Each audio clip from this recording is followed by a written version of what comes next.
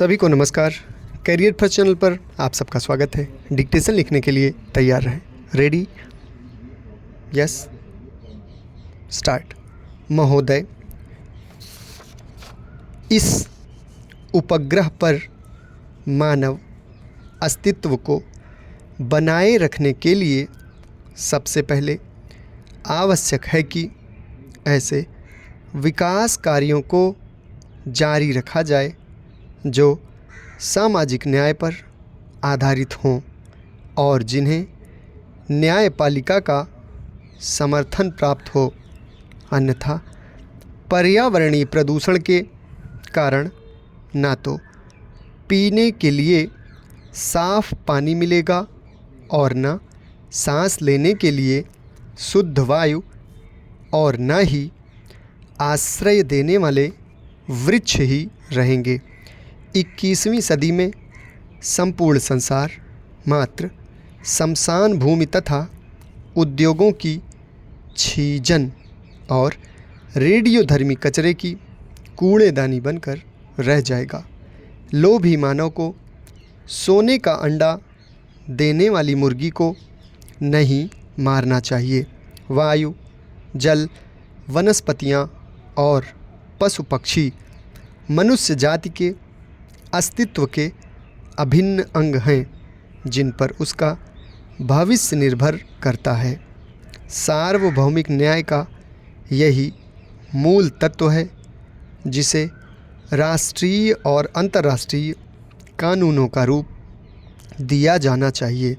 कुछ विशेष अपवादों को छोड़कर हमारे न्यायालय समझते हैं कि पर्यावरण संबंधी कानून से न्याय व्यवस्था भंग हो जाएगी और कानूनी अधिकारों का हनन होगा, क्योंकि हमारे विधिवेत्ता और न्याय प्रणाली कानून के इन नए आयामों से अपरिचित ही नहीं, अनभिज्ञ भी हैं।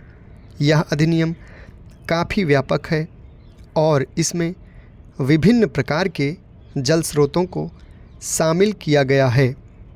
अधिनियम में केंद्रीय और राज्य प्रदूषण निवारण एवं नियंत्रण मंडलों की स्थापना का प्रावधान किया गया है जो स्वायत्त निकायों के रूप में कार्य करेंगे।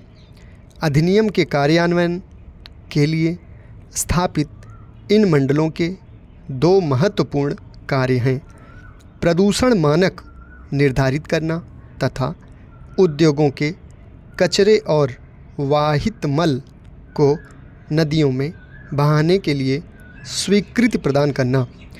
केंद्रीय प्रदूषण नियंत्रण मंडल केंद्र सरकार और राज्यों के प्रदूषण नियंत्रण मंडल राज्य सरकारों के लिखित निर्देशों का पालन करने के लिए बाध्य होंगे। राज्य में प्रदूषण नियंत्रण मंडल द्वारा निर्धारित मानकों का अतिक्रमण और सहमति की शर्तों का उल्लंघन करने वालों को कठोर दंड देने का प्रावधान किया गया है। तथापि इस अधिनियम के अधीन प्रदूषण नियंत्रण मंडल द्वारा शिकायत किए जाने पर या उसकी पूर्वानुमति से ही किसी न्यायालय द्वारा किसी अपराध पर विचार किया जा सकता है। अधिनियम में यह भी प्रावधान किया गया है कि यदि किसी कार्य से जल प्रदूषण की आशंका हो तो राज्य प्रदूषण नियंत्रण मंडल द्वारा उसे रोकने के लिए न्यायालय में याचिका दायर की जा सकती है।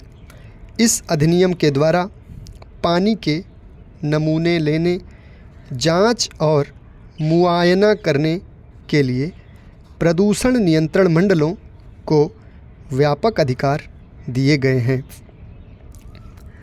केंद्र सरकार द्वारा केंद्रीय जल प्रयोगशाला और राज्यों में राज्य स्तरीय जल प्रयोगशालाओं की स्थापना और विशेषज्ञों की नियुक्ति का भी प्रावधान इस अधिनियम में किया गया है।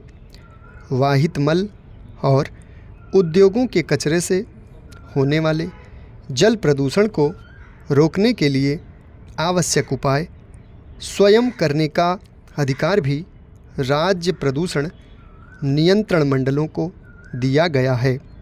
यह अधिनियम लगभग ब्रिटिश अधिनियम की नकल है और प्रदूषण फैलाने वाले या उससे प्रभावित समुदाय दोनों पर इसका कोई असर नहीं पड़ा।